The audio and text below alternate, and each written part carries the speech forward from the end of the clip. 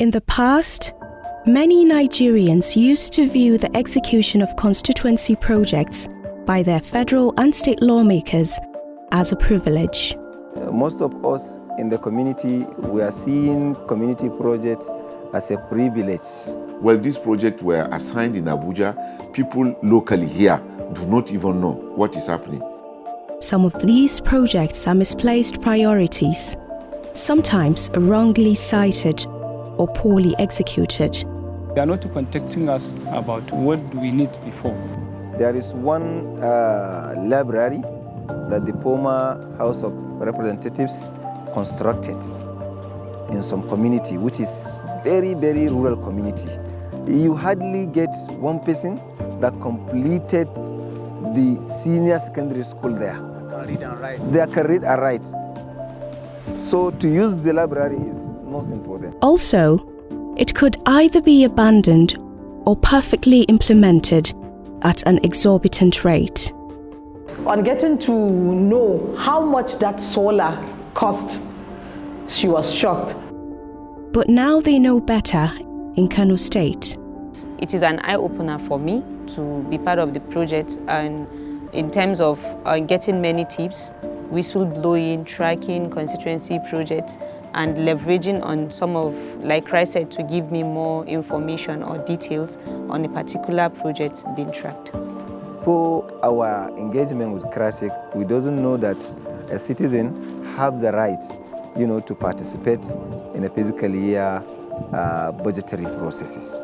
But now, with capacity building that we have from the CHRICED, we know that we have the right to, mobilize our people. At the heart of this revelations is a project initiated by the Resource Center for Human Rights and Civic Education, CHRICED, titled Promotion of Community-Driven Anti-Corruption Initiatives. The project, born out of CHRICED's belief that citizens should not be passive onlookers in the governance process, is currently changing the narrative of constituency projects in one of the northwest states in Nigeria. The project to address corruption in constituency project is part of the broad John Body program of Makato Foundation. And that project was initiated in support of the broad and declaratory statement made by President Muhammadu Buhari during his swearing-in 2015, when he made pronouncement that we have to deal with corruption, and if we don't kill corruption, corruption will kill us.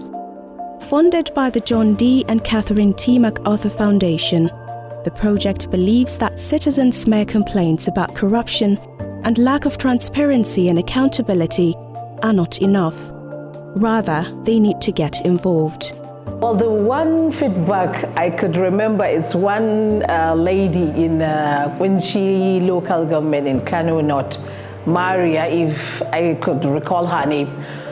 When we came and she was like, the senator, our senator representing Kano North is such a wonderful person. He has provided solar light and everything, but on getting to know how much that solar cost, she was shocked. On seeing how much that solar, that one pole cost, she said she felt betrayed. She felt as if she was robbed, and she was so angry that she will go back and destroy it, and we had to pacify her and say, no, you can't do that. So, but it's better you start tracking this constituency project. And lo and behold, now the lady is a champion of tracking of constituency project. CHRICED values stakeholders' collaboration in getting the job well done, hence the reason for its engagement with the state and federal anti-corruption agencies. The ICPC, the EFCC today, whenever you measure CHRICED, it resonates with them. So look at the chairman of Economic and Financial Crime Commission, EFCC. We brought him to Kano, to our stakeholders, That is to tell you how much our work has resonated with them.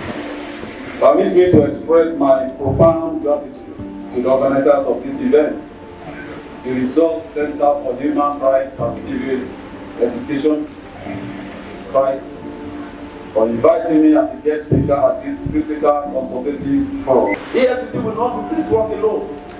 The Kano State Technology Agency will not do this work alone. They need you at the grassroots. I don't have enough capacity to go to all the world in Kano State and begin to monitor constituency projects.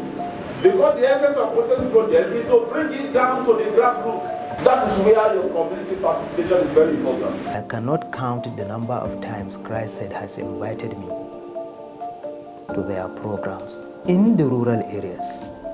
Somaila, Tudunwada, Dogwa on the boundary side with Plateau. And they have been consistent. We see them as helping us to fulfill our public enlightenment mandate. They are great mobilizers. They sensitize. To ensure robust participation in the project formulation and execution process, CHRICED delves more into training stakeholders across the 44 local government areas of the state. There were two sets of training that were organized at different fora. The first is to make the local people understand the project, the quantum of the project, the need for the project, and the benefits that they are ordinarily expected to derive from the project. And this was quite enlightening, because when they were well informed and well educated about this project and the fact that the project was meant for their interest, they became part of the project. They could monitor and see what the projects were all supposed to give them.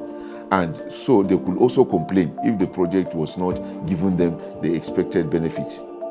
The civil society organization and community-based organization were also not left behind. The training will be for independent monitors who could monitor the approved project, the quality of the project, the quantum of the project, and the product of the project. And this was essentially by non-governmental organizations, especially the CBOs that were representing the communities. This training gave them the opportunity to understand the variables that they were supposed to be looking at when they were monitoring this project, and especially the stance that they are supposed to take when they see any issue that they needed to talk about. We expose them to the bodies that actually could give them listening ears and give solutions to the problems that they would have highlighted in the course of monitoring the project. For us in the CSOs is that before we are analyzing and tracking the budget, but we do not find it worthy to share our success and also to engage people to understand that they need to track their budget. They need to understand at which level you are supposed to know there are projects meant for you from the federal.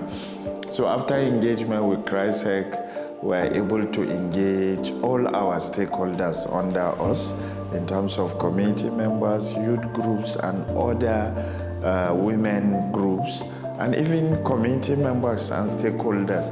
We engage them, one, through sensitization and also making them to track and report back to us. We analyze and then disseminate all the information. The promotion of community-driven anti-corruption project in Kano also addresses the culture of silence among women, making gender barriers in constituency projects tracking a thing of the past. The paper I presented specifically on gender inclusion in constituency projects. And at that time, I tried to bring out the roles, the specific roles women could play in supporting constituency projects to the fullest, right from initiation to the point of formulation, implementation, as well as evaluation of such projects. This is due to the fact that some of the projects are directly associated to women as the beneficiaries. So since they are part of the targets, I felt there was the need to have a say in what should be done for them. After the training, I tried to implement what I have learned from the training, which involved going to some of the constituency tracking tools they gave us, and it has been a huge success for me when it comes to engaging with the relevant stakeholders, especially the politicians. The initiative factors in the plights of some marginalized people in the process of constituency project formulation and execution.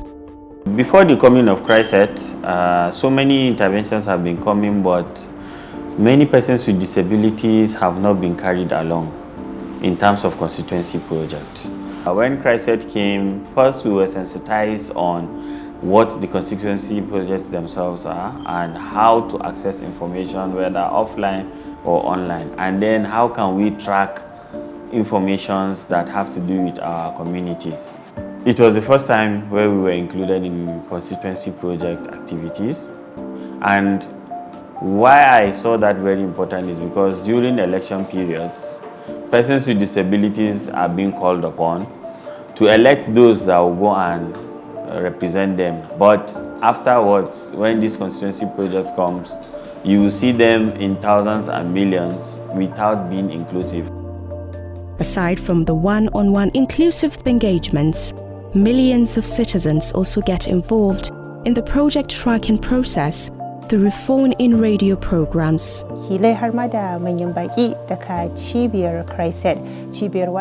Listeners are being engaged on how to take ownership of their constituency projects. One of the things that I think is an achievement or one of the success of this program is that now a lot of people, they understand that need to follow this project and to make sure that they get value for the money being released by government. One good thing about the project was it worked hand in hand with the media. So working hand in hand with the media, it really enlightened not only the public.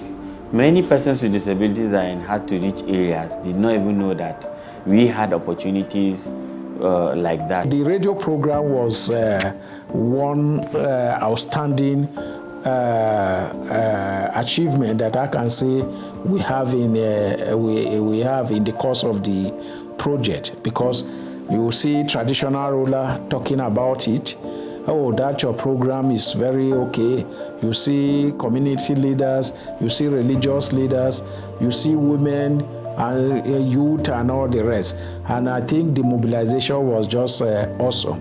Journalists are also empowered to dig deeper in their investigative reporting on the projects. It really impacted me as a journalist because, I've learned how to check the budget, how to search for constituency funds, and there was a particular report I did, and we uncovered how, some funds being made for constituents to buy laptops, to buy books for students, was diverted. It enhanced my job because through the projects, myself, it educated me on how to, follow up with some of these constituencies. As part of the project's impact, the citizens can now write petitions and participate in the budget public hearing to demand their rights and hold politicians accountable. When CHRICED come to our environment, we worked with ICPC, EFCC, and we learn how to write a petition. If there is need of that,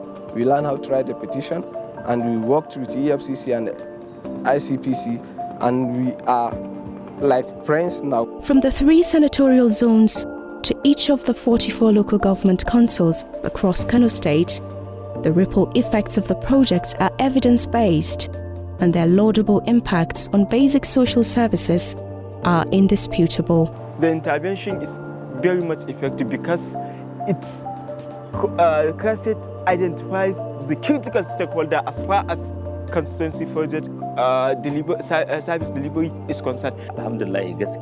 Actually, we've seen a great development using CHRICED advice through their enlightenment trainings on the constituency project tracking.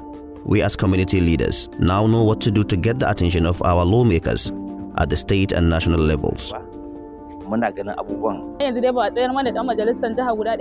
Recently, we received a proposal from our representative in the State House of Assembly to build some projects, but due to our understanding after the CHRICED training, we rejected the proposal. Instead, we demanded the building of some classrooms, of which he agreed with us, and the project is currently at the stage of completion. So after our intervention with CHRICED, we come down in our organization.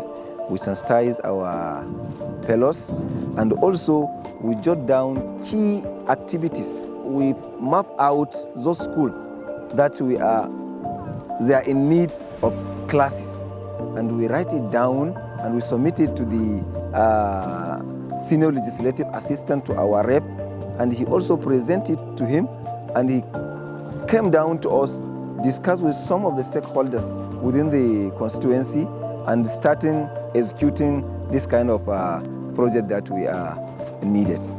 Here is the primary health care we have in Chikingarin Woodlord. Before, here is the only place we have.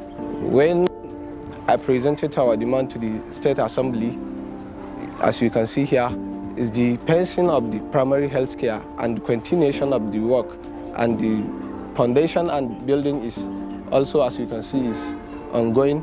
And I have discussed with some of those who are working here. They said they will soon come and continue with this work. This is one of the major achievements and the key things we achieved through CHRICED, and we are very proud of this project. As the beneficiaries continue to show our accolades on CHRICED and the MacArthur Foundation for this laudable project, like Oliver Twist, they are asking for more. We want CHRICED to continue. We pray they get a second chance to continue what they started. CHRICED has done well because it has championed a course in attitudinal change, which is liking. It has championed a course also in behavioral change. The culture of silence is now beginning to metamorphose into a greater dimension of no, we need to speak up. With one blow, we cannot kill it. But when we put our effort together, we will make the corruption history in Nigeria. I want to challenge all of you here. Go and look at the constituency project that is allocated to your constituency. You will see your particular ward. You will see your local government. And you will discover that there are projects that they have allocated money to for the past 5 years, every year in your local government, and that project has never been executed. As the project winds down, the robust synergy among stakeholders and the CHRICED's initiatives demonstrates the importance of grassroots active and inclusive participation in decision-making and execution to bring about the desired change in our society. And that change begins with you and me. To MacArthur Foundation is to thank them immensely for the support. They help us to hold our leaders accountable in a more respected way. CHRICED project on constituency is the most inclusive project I've ever come across in terms of constituency project. Our partnership with CHRICED is impactful. It's full of impact. Yes. CHRICED, fighting for justice to guarantee peace.